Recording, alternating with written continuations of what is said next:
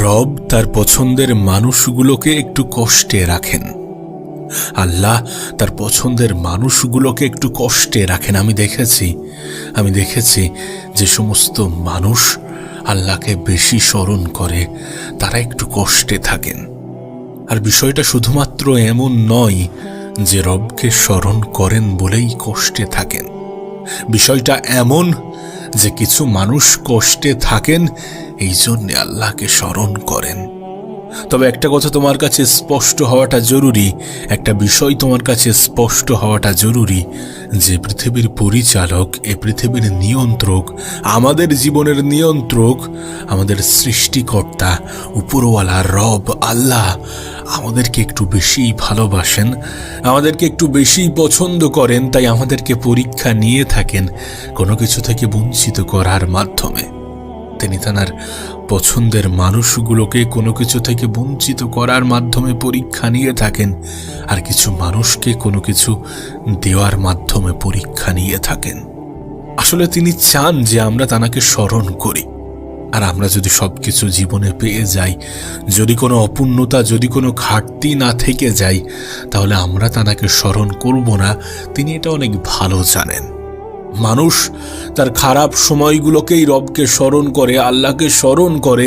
তিনি এটা জানেন যে যখন খারাপ সময় আসবে তখনই মানুষের অন্তরে আমার নাম ভাসবে। যখন খারাপ সময় আসবে তখনই মানুষের দিমাগে, মস্তিষ্কে আমার নামটাই আসবে। হতে পারে এটাই কারণ যে আমরা তাঁকে স্মরণ করি। সেই জন্য তিনি তাঁর পছন্দের মানুষগুলোকে একটু কষ্ট দিয়ে থাকেন। কিন্তু দুর্ভাগ্যবশত কিছু মানুষ এটাকে অভিশাপ মনে করে। কিছু মানুষ ভুলবশত হোক বা নিজের ইচ্ছায় উপরওয়ালাকে অভিযোগ করে, নিজেকে অভিশপ্ত মনে করে। না, বিষয়টা মোটেই এমন নয়। আমি দেখেছি মানুষ যখন সহজে অনেক কিছু পেয়ে যায় তখন আল্লাহকে ভুলে যায়। আমি দেখেছি যখন রেজাল্ট দ্রুত আসতে শুরু করে তখন মানুষ আল্লাহকে স্মরণ করার পরিবর্তে সেটা নিজের যোগ্যতা মনে করে। আমি দেখেছি অভিযোগ করার সময় রবের কথাই মনে হয়, আর যখন কিছু পেয়ে যায়, যখন কিছু অর্জন হয়, তখন সেটা নিজের কৃতিত্ব মনে হয়। আমরা যখন কিছু পেয়ে যাই তখন কিন্তু এমনটা ভুলি না যে নিজের সামান্য চেষ্টা আর সম্পূর্ণটা উপরওয়ালার ইচ্ছা, আমার রবের ইচ্ছা। যদি এমনটা বলতাম তাহলে হয়তো আল্লাহ খুশি হয়ে আরো অনেক কিছু দিয়ে দিত। তুমি একবার ভেবে দেখো, মানুষ যখন কিছু অর্জন করে তখন কি বলে, কতটা মেহনত করেছি আমি, কতটা পরিশ্রম করেছি, এগুলো করতে, এগুলো পেতে কতটা মেহনতের প্রয়োজন পড়ে তুই জানিস? এমন কথাগুলো কিভাবে আসে যখন এই পৃথিবীর সমস্ত কিছু স্বয়ং সৃষ্টিকর্তা পরিচালনা করে, স্বয়ং রব পরিচালনা করে, তখন এই কথাগুলো কিভাবে আসে? ভালো মানুষের জীবনে দুঃখ, কষ্ট, অভাব, অনাটন বেশি থাকে কেন জানো? কারণ আল্লাহ চান যে এই ভালো মানুষগুলো যেন তাঁকে সর্বক্ষণ স্মরণ করে, যেন সর্বক্ষণ তাঁকে মনে রাখে। মানুষের ঈমান বড়ই দুর্বল, আমাদের ঈমান বড়ই দুর্বল, যখন তখন যেখানে সেখানে নষ্ট হয়ে যেতে পারে। সমাজের দিকে তাকালে তুমি বুঝতে পারবে যে এক শ্রেণীর মানুষ নেতা মন্ত্রীকে উপরওয়ালার জায়গাতে বসিয়ে দিয়েছে। হ্যাঁ, কিছু মানুষ এমনটা আছে যারা মনে করে যে তাদের নেতা, তাদের মন্ত্রী সমস্ত কিছু। বিষয়টা এমন নয়। তাঁর জীবনটা উপরওয়ালার দ্বারাই পরিচালিত হয়। তিনি যদি তোমাদেরকে কিছু উপকার করে থাকেন সেটা তাঁর দায়িত্ব। এমনটা নয় যে তারা তোমার উপরে দয়া করছে। তাদেরকে সেই জন্যই নিয়োগ করা হয়েছে। তাই তাদের সাথে সৃষ্টিকর্তার জায়গাটাকে গুলিয়ে ফেলো না। তারা কিছু দেওয়ায় সেটাকে এতটা প্রশংসায়, এতটা মাথায় তুলে দিও না যে স্বয়ং উপরওয়ালাও লজ্জা পায়। এমনটা কি হয় না? এমনটা কি হচ্ছে না? এমনটা হয়, আর এমনটাই হচ্ছে। মানুষ প্রয়োজনের থেকে বেশি কিছু পেয়ে গেলে তখন সেটাকে নিজের ক্ষমতা, নিজের কৃতিত্ব মনে করছে।